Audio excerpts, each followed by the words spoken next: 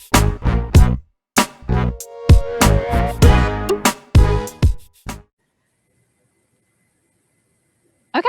well, welcome, friends. We're here today with Katharine Corley. I'm going to introduce her as a long-time friend of mine. I used to teach at Stevenson Elementary in the art K through 5 art at Stevenson Elementary, and Katharine Corley was one of my peers working there. She was a colleague, and she was teaching kindergarten, and I got to know her really well because Katharine incorporates the arts so much into her curriculum that we were able to do a lot of collaborations, and she was able to help me out even as an art teacher. So I'm going to have her introduce herself to you, what her background is, how she came into teaching. So from you, Katharine, I'd like to hear, what is your arts background, and then how did you come into teaching kindergarten? Okay. Well, I'm Katharine Corley, and I always knew I wanted to be a teacher. My parents were both teachers, and so I just always knew I wanted to be one. And I went to Northern Illinois University and got an LEd degree. And at that time, it was really hard to find a teaching job. But during my time getting my bachelor's degree, I was also taking a lot of art classes, and my family always had a lot of art materials around. My dad's an industrial arts teacher. He was always making sculptures. My mom is a quilter. So there was always a lot of sort of artful stuff going on around me as a child. And so I wasn't gonna go and get a job at Dairy Queen or something if I couldn't find a teaching job. And so I was able to get a graduate assistantship and start my MA, my art degree at Northern. And so a graduate assistantship pays for your tuition. And so I was able to do that, which I was glad about. And eventually stayed and got my MFA. And my areas of concentration were painting and sculpture. And most of the things I did were abstract sculptures made out of lots of different kinds of materials put together. And so really being a kindergarten teacher is perfect because I'm able to be a teacher and have a very artful environment at the same time, because that's what they need to do in kindergarten. So what is your philosophy on arts integration in the kindergarten classroom? I think especially kindergarten kids are so, they're like little sponges, but they're also have no preconceived notions about things. They'll try things. If you have them draw or if you have them paint, very seldom is somebody going to say, I don't know how to draw, or they won't make birds in the corners of things like that, because they haven't seen those things before. And so they also maybe haven't used that many different kinds of art materials before. They've had crayons at their house. They might have markers or pencils at their house. Some of them might have Play-Doh, but there's a lot of parents who don't go for the Play-Doh or the watercolors at home. So there's a very good chance that they have never experienced a lot of different things. And so to be able to give them that experience is my favorite thing. And really, since they are learning by playing and learning by doing and learning by the environment that they're in, art is everywhere. Color and texture and motion and balance and all those things are everywhere. And so you can point those things out as a very important part of everything that you're learning about, just because it helps you to visually notice things. So also, kindergartners usually don't walk into kindergarten knowing how to write to express themselves in that way. Do you Right. find it works as a substitute for expression as well? Yeah. One of the kindergarten's main things is can write or draw a picture, can draw or write a picture on topic, right? And so when they come, and especially this year, they've had so little opportunity for me to help them, guide them in brave spelling and writing beginning sounds for words and stuff. And some of them can do it, but the idea of drawing, they use drawing all the time. So if we read a story and then we have 3 boxes, we draw what happened at the beginning, what happened in the middle, what happened at the end. So they're drawing that. When we do science activities, they did one where I'd given them a pom-pom and they were supposed to make it move. And so kids figured out different ways. And this was like pre-COVID, so they're blowing it across the room and stuff like that. So they would like blow it, or they'd put books like this and roll it down. And so we learned about inclined planes. So this is a whole big science thing about motion and push and pull and all those kinds of things. And then a lot of times when we do something, then I want them to be able to remember what they did when they went home. When their mom asks them, what did you do? And they say nothing, like we need to have something to help them. And so we need a little artifact, or we need a little souvenir of what we did. And so after that, I gave them all a large, and they really like the big paper, the 12 by 18 colored construction paper. You give them that and it's like, they'll do anything if you give them the big paper. So you give them the big paper, and I gave them all a skinny black marker, and I gave them a marker that was the color of the pom-pom that they had. So if you had a red pom-pom, I just handed you a skinny black marker and a red marker and said, here you go. And I said, draw everything that you did, draw everything that you know about what you did. And usually sometimes it's incredible what they can remember that they did. And I had a picture, I'll have to look for, oh, here, okay. So this, I'm just gonna go like this, like that is a picture of what they drew. So you could see the pink pom-pom, and there's people there, it's sideways, but there's people there, there's lines showing motion. Those are the books that they stacked up. So, to the naked eye, that could look like who knows what, but that kid knows everything that they did and can describe and tell you all those parts and why it moved and blah, blah, and use lots of science language. And so when they go home, then that's a perfect way for them. And so the pink ball was repeated. Things. Yeah, the pink ball was repeated over and over again because it did so many different things. Right. In that same space, which is so cool. Yeah, and like a lot of times, like if somebody will take the marker and draw the one thing with the pink ball, and then they say, I'm done.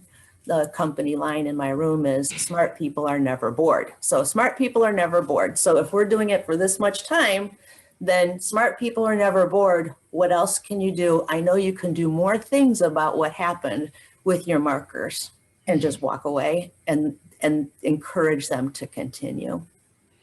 Okay, so in your experience, how do students learn best in the kindergarten classroom? By not knowing that they're learning anything, and by thinking that they're playing, because really children's work is play, and they're learning. When they're playing, they're doing everything they need to do. So my kids, if you walk into the room, they are, not in COVID time, let's talk about regular, like they do not have assigned seats. They sit anywhere they want. They're in that room. They're free to go over and get a stapler if they want one. If their paper rips, they can go and get the tape and fix it. So I'm encouraging them to be independent and be thinkers, but also giving them opportunities to, if I put things out, if you put out some bait, often they will start learning on their own what it is you were intending for them to do. So if I put out a basket of 100 buttons and put it on the table, I can walk away, and I will guarantee you that somebody will start sorting the colors of the buttons. They will start looking at buttons with 4 holes and buttons with 2 holes. So now we're comparing numeracy. They are going to sort the square ones from the round ones. So now we're talking about shapes. They're going to be talking about those. I have the round one. Do you have a square one? That's not a square, that's a diamond. So now they have all these shape words they're using. They're using color words. And then pretty soon they may start making patterns, big ones and little ones, big ones and little ones. And when they're doing that, patterning is a big part of, that's a math goal as it is.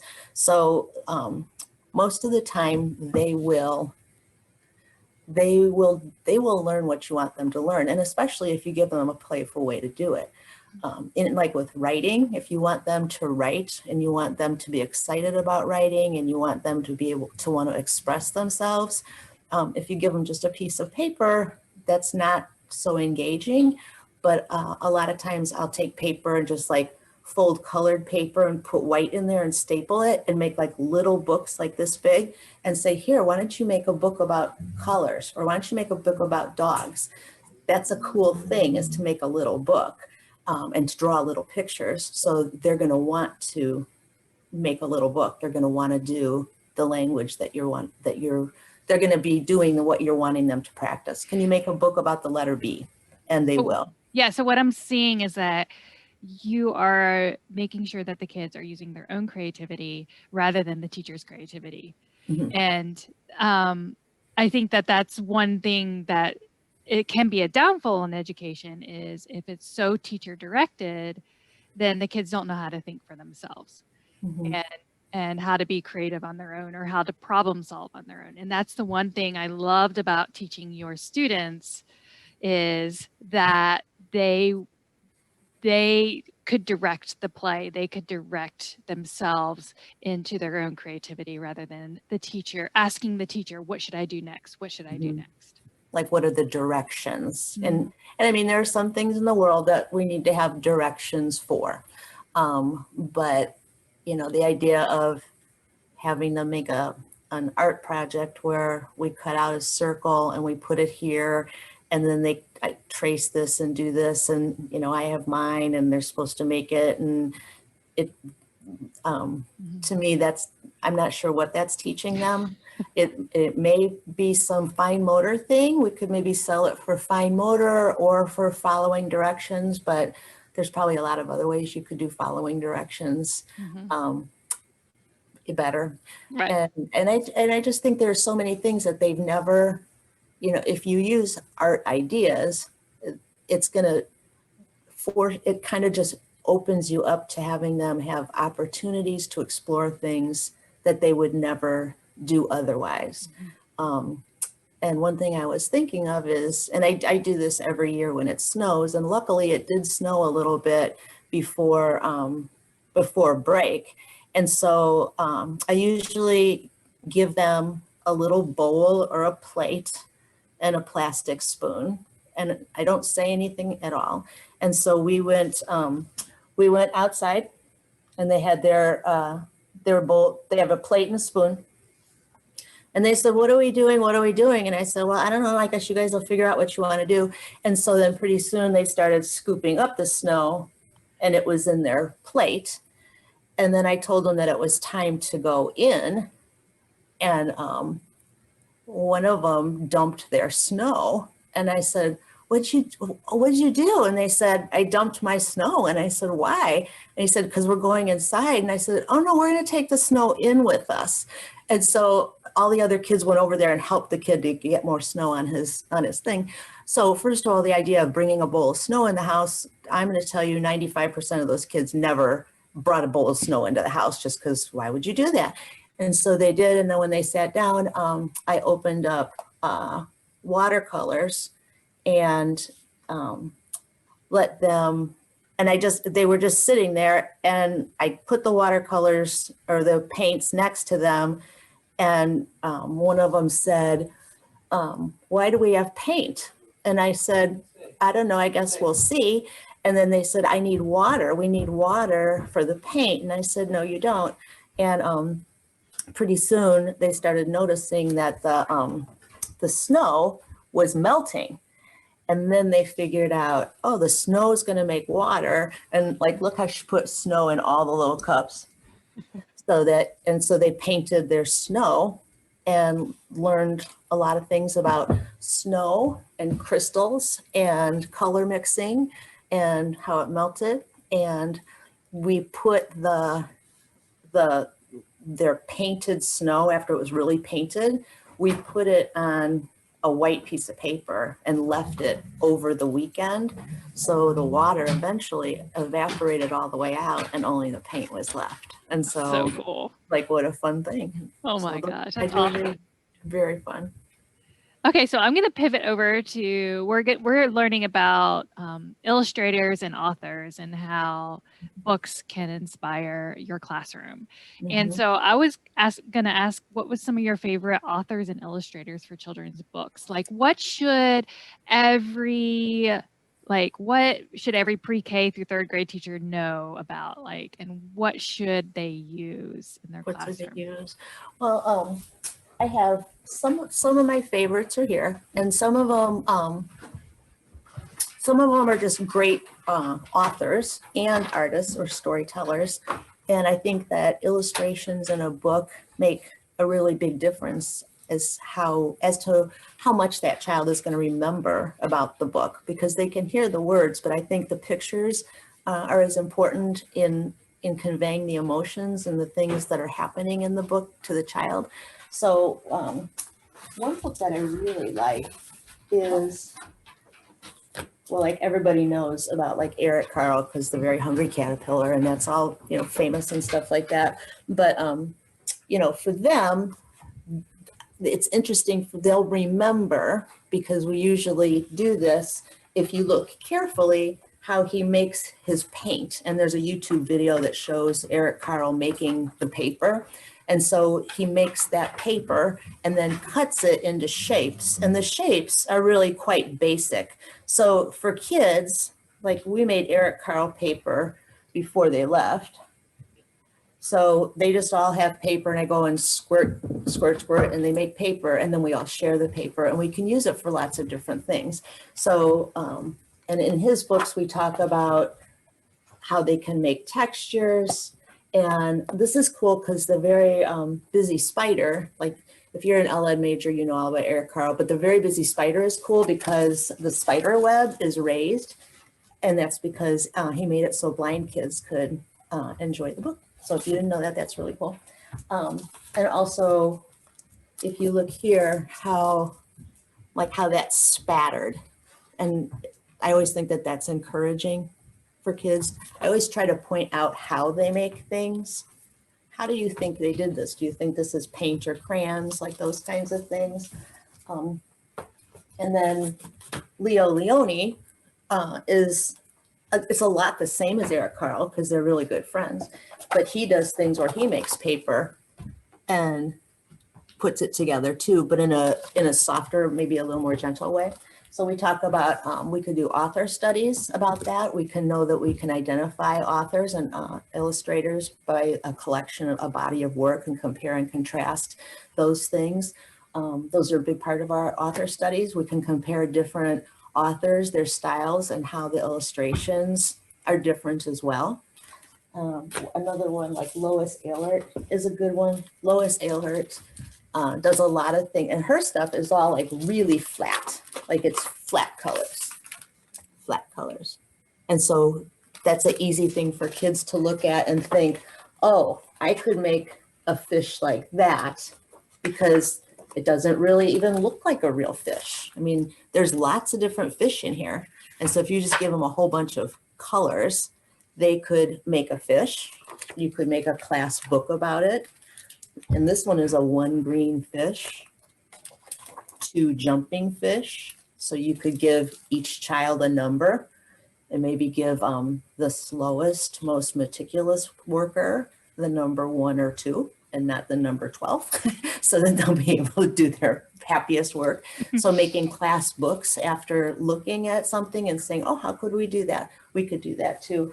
And then Tina Hoban is really, she has, there's a whole bunch of books hers about colors, about shapes, about things, and a lot of her things are found objects that are real. So you see there's like the photographs. Yeah. The photographs. And so her stuff is all photographs. And so if you can use photography as well and really think about, I use my phone all the time to take pictures of what they're doing or have them, I take pictures of their artwork, or I just take pictures of them.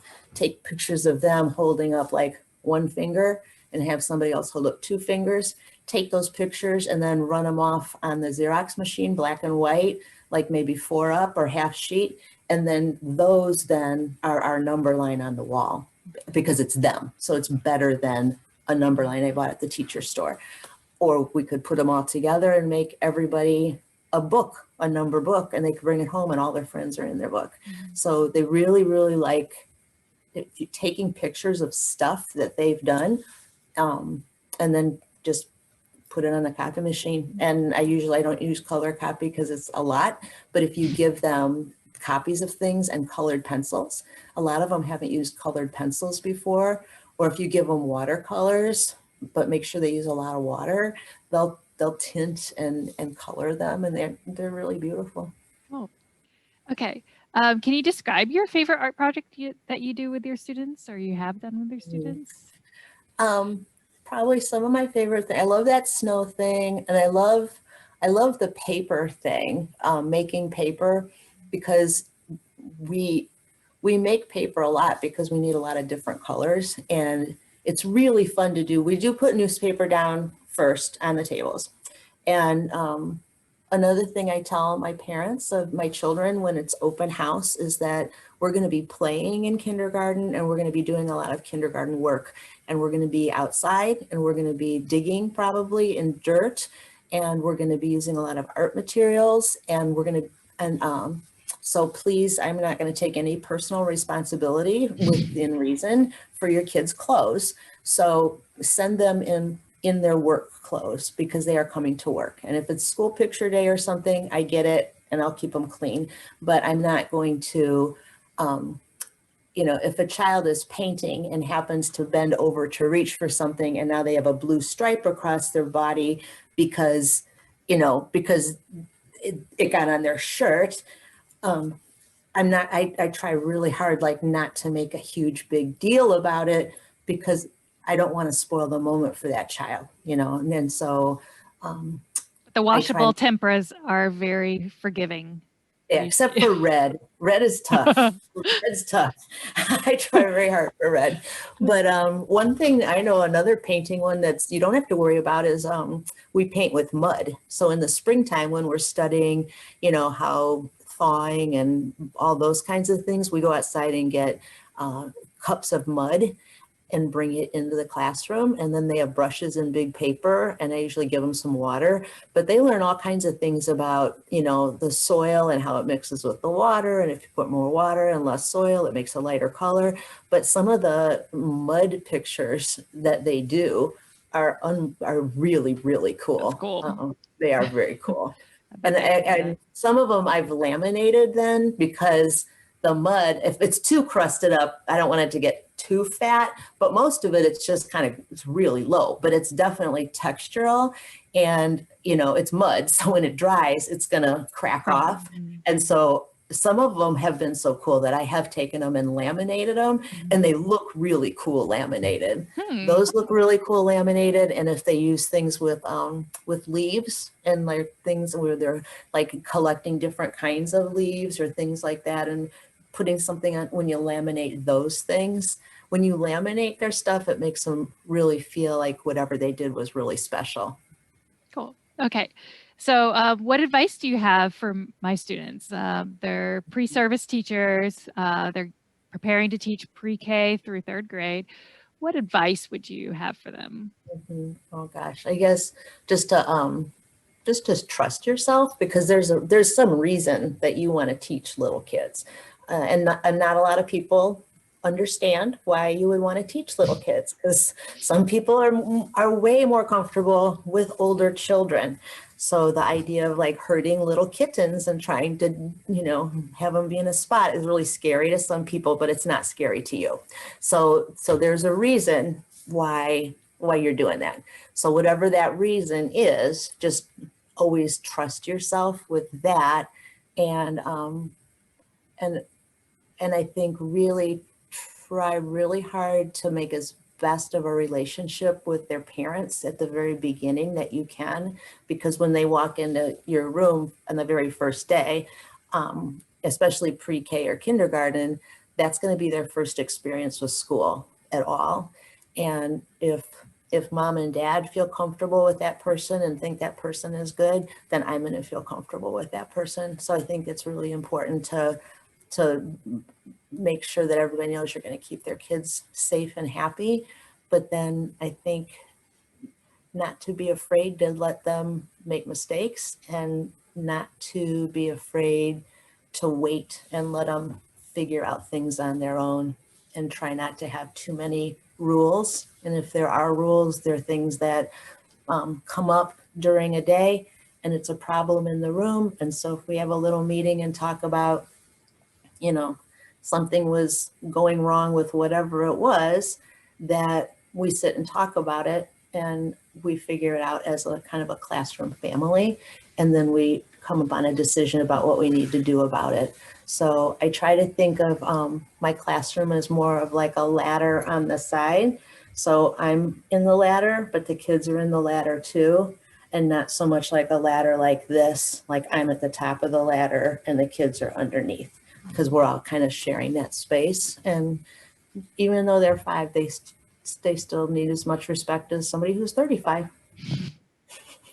Well, I want to thank you for your time. I think everyone watching this video can now finally realize why I chose you, because you embody like the perfect kindergarten teacher who everybody wishes they could have. And I want to thank you for your time. And if you don't mind, if I could share your contact information, if any of these Oh yeah. Oh would no, I like would to ask more questions. And Maybe. actually, I have a YouTube channel. Okay. And a lot of times I make photo stories, or we make little videos about things that we've done. And so if somebody was interested in looking at those things, that would be a really good compilation of lots of photographs of kids at work in Okay. different ways that might kind of go along with some of the stuff that we're talking about now. Fabulous. So Thank you so much. I will let you know what those things are. Okay. Well, thank you for your time. You are more than welcome.